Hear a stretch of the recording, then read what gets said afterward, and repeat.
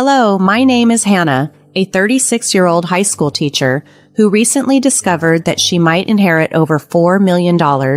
Her family is already making big plans. Her husband, Walter, an office worker 3 years her senior, joyfully declared he had quit his job to start a business with the anticipated funds. At the same time, Hannah's mother-in-law is dreamily overseeing the construction of a duplex where they could all live together, featuring her ideal kitchen. Caught in the whirlwind of their plans, Hannah tries to intervene. "Wait, I haven't received any inheritance yet. Why are you quitting jobs and building homes?" But the enthusiasm is hard to curb. Her father-in-law even suggests a celebratory trip to Florida in the chaos.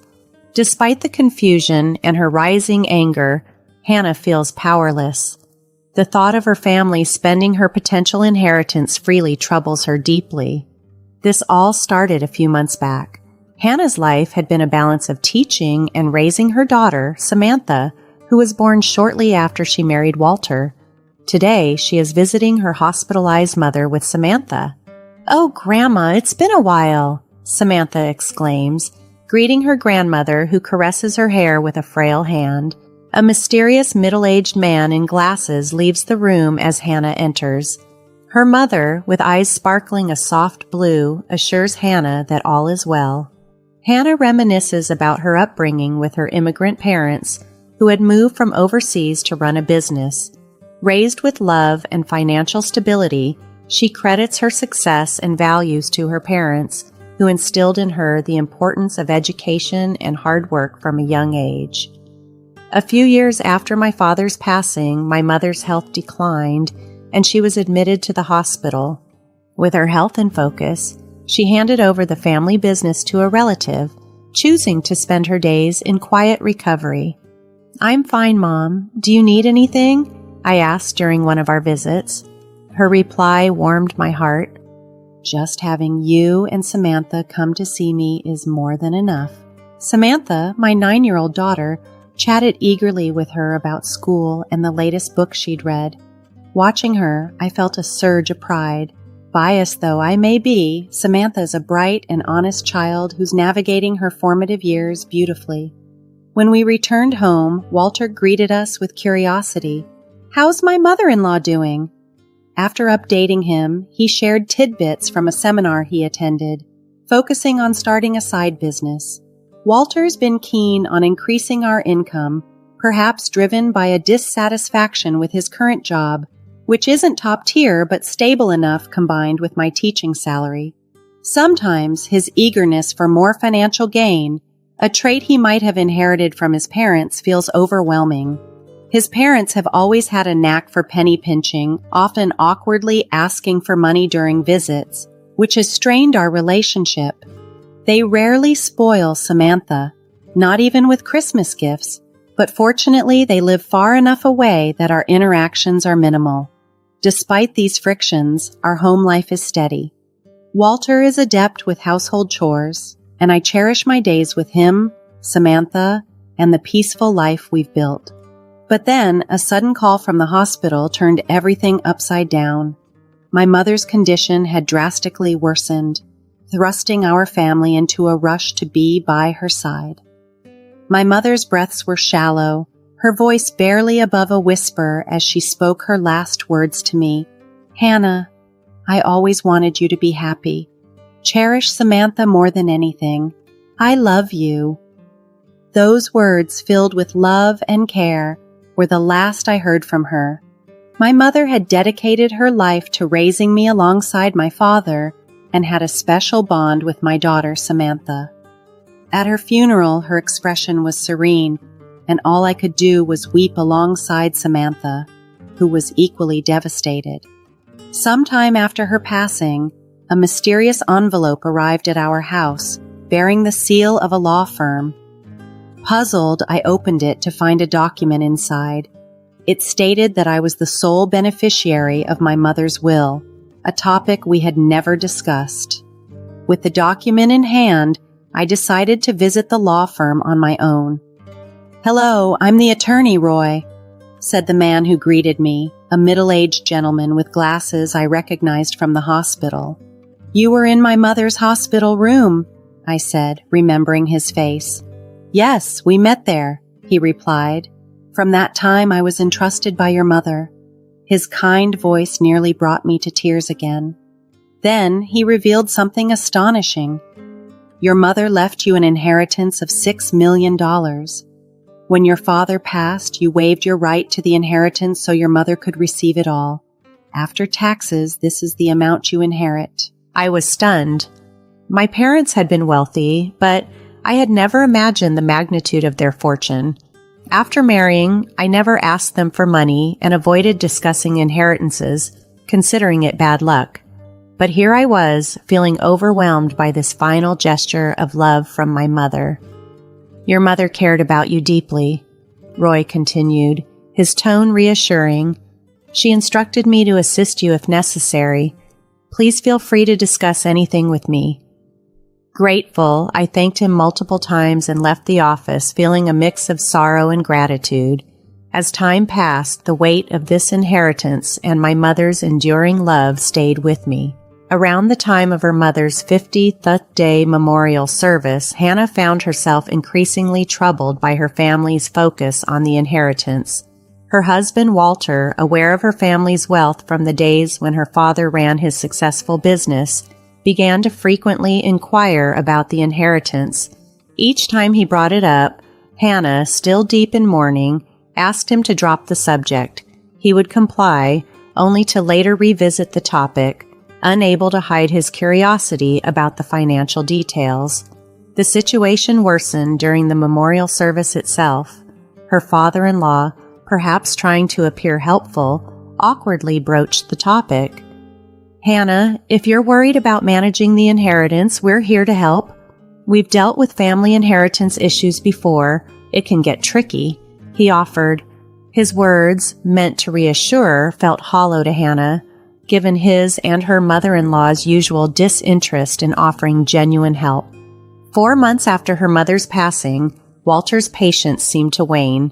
He confronted Hannah again, this time more directly. "Have you received your mother's inheritance yet?" Feeling a rush of discomfort, Hannah chose to mislead him. "The procedures are complicated, so not yet." In truth, she had already secured the inheritance safely in a deposit box on the advice of Roy, the attorney, but felt it prudent to keep this information private. Walter seemed unusually cheerful as he retreated to the bedroom, leaving Hannah with a sense of foreboding. The next day, as she and her daughter, Samantha, were cleaning up after dinner, the doorbell rang. Samantha rushed to answer it, and when Hannah looked from the kitchen, she saw her in-laws standing at the door with Walter, who had just returned from work. Surprised and a bit apprehensive, Hannah wondered what brought them there unexpectedly.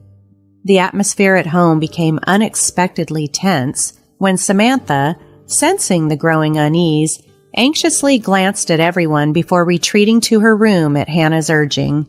"What's happening here?" Hannah asked, hoping to keep the situation calm. "We have something to celebrate today," exclaimed her father-in-law, clearly in high spirits as he pulled a beer from the fridge. Her mother-in-law, carrying the same buoyant mood, chimed in with a dreamy tone. "You've inherited over $4 million, right? We've already started on a duplex for us all to live together. It even has the modern kitchen of my dreams." Hannah, stunned, could barely process their words. "What are you talking about? I told you I haven't received any inheritance yet." Walter, her husband, with a look of satisfaction, revealed his plans. "I quit my job and decided to start a business using that inheritance," he said, assuming the money was already theirs to use. Hannah felt the room spin as her family's assumptions piled up. "You've quit your job, and you're building a house. We haven't received any inheritance yet. Why are you acting like it's a done deal?"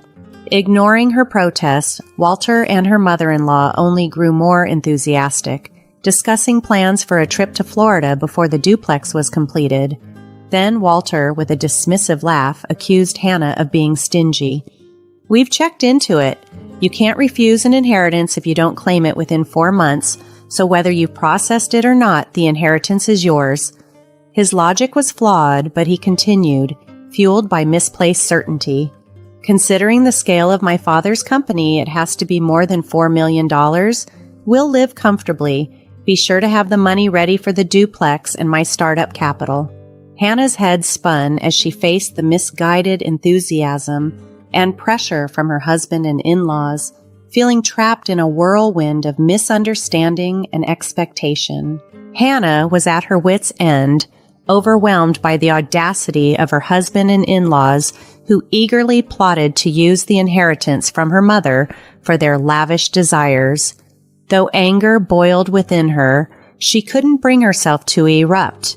Not with Samantha possibly overhearing from the next room. Needing to escape, she muttered, "I'm going outside for a bit." But her words were lost in their enthusiastic chatter about spending the inheritance. She left the house, wallet forgotten, into the cool embrace of the night.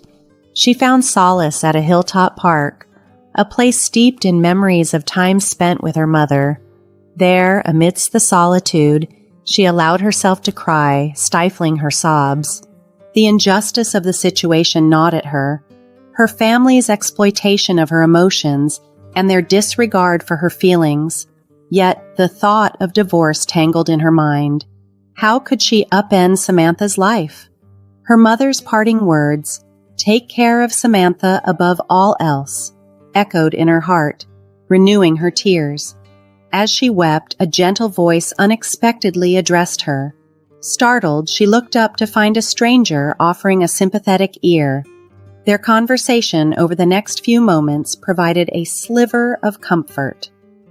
5 days later, Hannah summoned her resolve along with her husband and in-laws to a private room in a local restaurant. "So, you finally came back home? Did you withdraw the money?" they asked almost immediately, ignoring the palpable tension. Walter added, "You shouldn't leave home without telling your husband." Ignoring their probing, Hannah reached into her bag and placed a document on the table. It was a completed divorce notice. "Walter, I want a divorce," she declared firmly. The room went silent for a moment before her husband stammered, "What are you saying?" Panic flashed across his face, and the in-laws exchanged bewildered glances. "I can't do this anymore," Hannah continued, her voice steady despite the turmoil inside. Walter's face flushed with anger as he retorted, "You're leaving us after getting the inheritance? You've changed because of the money, you miser." "That's rich," Hannah snapped back, her patience finally breaking. "Ever since I received my mother's estate, you've been out of control. Quitting your job, deciding we'd live with your parents, planning to build a duplex with our savings, all without even asking me. I've had enough." The confrontation marked a turning point as Hannah stood firm against the greed and manipulation that had come to define her relationship with Walter and his parents. As they discussed a potential trip to Florida, the confrontation escalated. "Who is the one who changed when the money came in?" "I can't possibly stay with such people," Hannah stated firmly, her resolve unwavering. "Wait, you can't just divorce me like that," Walter protested, desperation creeping into his voice. His parents chimed in, "That's right, our savings after marriage are shared property. Half of the inheritance belongs to Walter, no matter what." "That's correct. If it comes to that, we will take $4 million with us," they declared, their faces twisted with greed as they moved closer to Hannah. Just as she was about to retort, the door to the private room slid open. "Dad, Grandpa and Grandma should know better. The inheritance Mom received doesn't become shared property, right, Mr. Roy?" Samantha's voice cut through the tension as she entered the room, followed by Attorney Roy. "And who are you?" Walter demanded, his tone mixed with confusion and irritation. "I'm Attorney Roy. Hannah's mother entrusted me with this matter, and I've been advising Hannah," Roy explained as he and Samantha entered the room. The room fell silent for a moment as Walter looked visibly flustered. "That's all well and good, but wait," Walter stammered, trying to regain his composure. "The inheritance doesn't become shared property?" "That's correct," Roy confirmed. Inherited property from a deceased parent does not become shared property, nor is it subject to division in a divorce. "You've got to be kidding me. Is this a mistake?" Walter blurted out, his voice tinged with disbelief. Amidst the flustered responses from Walter and his parents, Hannah was taken aback by their blatant assumption that her inheritance was up for grabs. "In that case, it's even more reason not to divorce. I'll cling to you no matter what," Walter exclaimed, his eyes bloodshot with desperation. "Stop it already," Samantha interjected firmly, her calm yet stern voice silencing the room. "Since Mom suggested divorce, has Dad ever thought about Mom once? Grandpa and Grandma only ever talk about money. They never once mentioned me. I can't consider such people as family." Hannah looked at her daughter, her heart swelling with pride yet aching from the bitter truths being unveiled. The room echoed with Samantha's words, underscoring the deep rift that had formed, driven by greed and misunderstanding. On the day I found myself overwhelmed by grief and frustration over my inheritance, it was Samantha who stood by my side. She came running after me, her words fueling my resolve. "Dad, Grandpa, and Grandma are out of line trying to take Grandma's legacy for themselves. Mom, I'm on your side. Let's fight this together." Heartened by her support, I contacted Roy, the attorney, to set up this crucial meeting. In the meeting, my husband and his parents tried to sway Samantha. "Samantha, it's not like that. Dad wants you to be happy," Walter pleaded. His parents added, "You'd be happier living with us, wouldn't you? A child shouldn't interfere." Samantha, visibly frustrated by their words, stood her ground. "I'm going with Mom. I can't bear to be with you anymore," she declared, turning away to avoid their pleading looks. Firmly, I supported her decision. "We've made up our minds. Samantha and I will be leaving." Walter, now angry, retaliated. "Hey, I've never cheated, and you can't just force a divorce. I'll hire a lawyer. We'll get that money one way or another." It was then that Roy spoke up, his voice calm yet assertive. "The issue here is not just about the money. There are serious reasons to consider not continuing this marriage. Walter, you quit your job and used household savings without permission, decided we all should live together. And now Samantha says she can't bear it. These are all significant points we can argue." Roy continued, "Moreover, your daughter recorded everything you and your parents said about trying to claim Hannah's inheritance. That recording can also serve as evidence." Upon hearing this, Walter slumped, defeated, while my in-laws turned pale, realizing the gravity of the situation. The meeting, though tense, had crystallized our path forward, underpinned by the unwavering support between Samantha and me and the competent guidance of Roy. A year after that tumultuous meeting in the restaurant, thanks to diligent legal efforts, my divorce from Walter was finalized. Samantha and I moved into the house where my mother had lived, hoping for a fresh start. However, our peace was occasionally disturbed by letters from Walter proclaiming his love and asking us to come back. More unsettling was seeing him loiter near Samantha's school, prompting us to seek legal help again. This time, we obtained a restraining order to ensure our safety. Life quieted down after that. Rumor had it that Walter and his parents did go through with building a duplex, but life was not kind to them. My retired in-laws had to return to work in a factory, and Walter struggled to find employment, eventually settling for manual labor. From what I heard from neighbors, the duplex was a constant battleground of arguments, earning them an unfavorable reputation in the neighborhood. Meanwhile, Samantha and I enjoyed our peaceful existence, supporting each other through everything. One day, Samantha expressed a desire to study abroad in the country where her grandmother had grown up. Seeing this as an opportunity to cut ties completely with my past life and start anew, we decided to move overseas. We used a portion of my mother's inheritance for this new beginning, a decision I knew my mother would have supported. Now, Samantha thrives in her new school environment, and I have resumed my teaching career abroad. Every day feels like a step forward in our journey towards lasting peace. We hope to continue living these serene days, far removed from the chaos of the past.